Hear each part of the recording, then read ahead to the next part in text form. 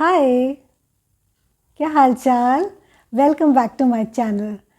This is a place where I'm trying to teach English language grammar and vocabulary concepts in an easy and simplified way. If you are new here, consider subscribing. Today's topic is tips on how to be fluent in English. The tips that I'm going to share will give you clarity on the steps to be followed while you are on the journey of learning a new language, be it English or any other language. तो अगर आप किसी भी language को सीखने की journey में हैं तो इसका मतलब है या तो वो लैंग्वेज आपको बहुत अच्छी लगती होगी या फिर वो आपकी वर्किंग लैंग्वेज होगी या आपको उस कंट्री में सेटल होना होगा. तो सबसे पहले नंबर पे है आपकी डिज़ायर. तो बताइए, अगर आप किसी भी चीज़ को दिल से सीखना चाहते हैं तो क्या करना होगा? Tip number 1 is consistency. तो भाई आपको रोज़ ही कुछ ना कुछ सीखना या रिवाइज करना पड़ेगा. It can be that you work very hard for 1 week and then you get stuck up in some work and then you leave that learning for 10 days and then come back again and resume it after 10 days. This way what will happen, your learning and your growth, your progress will be hampered. और फिर आपको लगेगा भाई ये नहीं हो पा रहा है, मुझसे नहीं हो पा रहा है, बहुत डिफ़िकल्ट है, क्योंकि जितना सीखा ना वो सब फिर बैक टू स्क्वायर वन हो गया. इसलिए you have to be disciplined and consistent. तो सेकेंड टिप हो गया after consistency is be disciplined. Disciplined in the sense कि अगर मुझे रोज़ एक वर्ड नया वोकैबुलरी का अलॉन्ग विद इट्स यूसेज सीखना है या फिर वीक में 3 नए वर्ड सीखने हैं या कोई एक ग्रामर रूल सीखना है तो सीखना है. आप डिसिप्लिन रहोगे, कंसिस्टेंट रहोगे तो आपको अपनी प्रोग्रेस दिखाई देगी. You will your self will be surprise कि मैंने कहाँ से स्टार्ट किया था और ये मेरी जर्नी आगे चल रही है. You will see the difference. The third tip is follow the teachers you like and give them some time. See, there is no dearth of good teachers or good books, but the thing is आपको किसकी teaching style से ज़्यादा समझ आता है. So practice with your chosen teachers, वो topics, give them some time और उनकी टिप्स फॉलो करिए. See, एक टॉपिक पे एक बुक को हम 10 बार पढ़ेंगे और उसी टॉपिक पे हम 10 बुक ले आएंगे और उसको एक एक बार पढ़ेंगे. तो ऑब्वियसली एक बुक को हम 10 बार पढ़ेंगे तो उससे हमें ज़्यादा समझ आएगा ना. So it's better to follow few teachers जिनसे आपको ज़्यादा समझ आ रहा है and keep on practising. The fourth tip is related to the previous one, that is do not over consume. See, अगर हम एंटायर डे कंटेंट्स देखते रहेंगे तो हम प्रैक्टिस कब करेंगे? इसलिए अपने फेवरेट वोकैबुलरी के, ग्रामर के, स्पीकिंग के, राइटिंग के चैनल सेलेक्ट करके, बुक सेलेक्ट करके, मेंटर सेलेक्ट करके और उनसे प्रैक्टिस करिए. ओवर कंजम्पशन के जाल से बचना है और प्रैक्टिस करना है. Fifth tip is practice. कहते हैं ना, करत करत अभ्यास से जनमत होए सुजान. So don't get disheartened. Practice करते रहिए. आपको ये लैंग्वेज या कोई और लैंग्वेज या कोई भी चीज़ जो आप सीखना चाह रहे हैं ज़रूर आएगी. The sixth tip is speaking and thinking in English language. Start forming small sentences in your thoughts and you will find it easier to speak. Speak small sentences.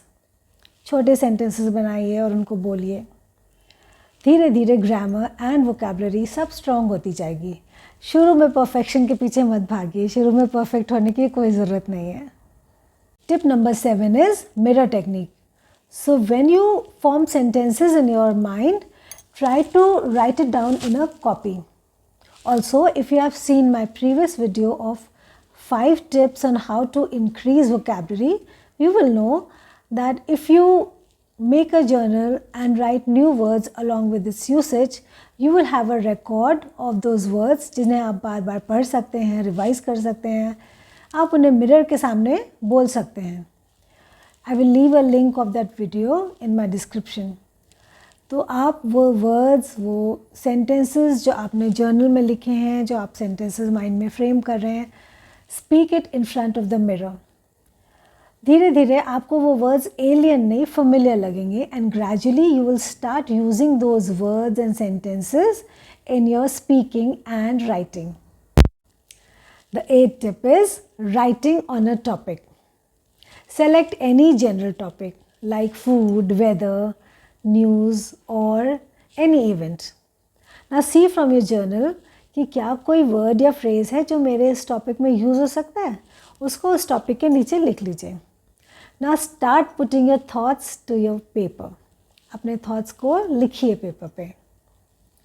Don't be afraid if you are unable to write long sentences or even a page. Even a few lines are enough. And there's no need to check it too. कोई ज़रूरत नहीं है कि check करना है. अगर आपके पास कोई आसपास मेंटर है तो आप दिखा सकते हैं, अदरवाइज लीव इट. लेकिन ये प्रैक्टिस कंटिन्यू करनी है at the end of every week after learning the grammar rules. कोई भी आपने जो ग्रामर रूल सीखा है या फिर कुछ words along with its usage, new words सीखें. The 9th tip is watch serials, movies, cartoons like Tom and Jerry in English with subtitles. I mean to say, surround yourself with an environment of listening English. Now a word of advice here. You be your own judge that where do you stand in the journey of learning this language. अगर आप beginner हैं, if you are a beginner, then watch small children's cartoon. उनकी language भी comparatively easier होती है and their speed is slow. तो आप फिर भी उसमें आपको कुछ नए वर्ड ज़रूर मिल जाएंगे. Please jot it down. खाली देखने से नहीं, keep on jotting down words and sentences which you fancy, which you like, which are different to you. This way you will keep on building a word bank. If you want to speak like native speakers, watch series like Friends, listen to English songs with lyrics, watch movies, listen to podcasts. They will give you advanced words and phrases which you will learn and आपकी English advanced होती जाएगी, polished होती जाएगी. The 10th tip is be a good listener while mingling with friends and colleagues. Make good eye contact and try to understand what they are saying. Believe me, the entire world is not there to get you. There are really some genuine helpful people who would try to help. तो अगर कभी कोई बात समझ नहीं आए तो बोलिए, please come again, I did not get it, please clarify your self, please repeat your self और रिफ्रेज योर सेल्फ. पोलाइटली बोलिए and trust me, there are many people who would genuinely help you. Now the bonus tip. There is a difference between correct pronunciation and fake accent. Try to catch the correct pronunciation, but try to avoid fake accent. Be good in your own skin. Catch the syllable and the stress and the intonation. See, मैं आपको बताती हूँ. There's a word like photographer. The photographer में 3 syllables हैं and the stress is on the second syllable, t. तो उसको हम लोग बोलते हैं फोटोग्राफर. बट अगर कोई फोटोग्राफर बोलेगा तो भी समझ आएगा क्या बोल रहा है. But since we are on the journey of learning a language, तो करेक्ट प्रोनाउंसिएशन सीखेंगे तो वो अच्छा लगता है. It is seamless. आपको भी अच्छा लगेगा जब आप बोलेंगे तो आपकी भाषा इम्प्रेसिव लगेगी, आपके बोलने का तरीका अच्छा लगेगा कि आपने सीखा है, सही जर्नी है आपकी. तो ये सब आप तभी कैच करेंगे if you have a good ear and you surround your self with an environment of listening English. I hope these tips help. Please like, share, follow and please do comment. Take care. I will see you in the next video.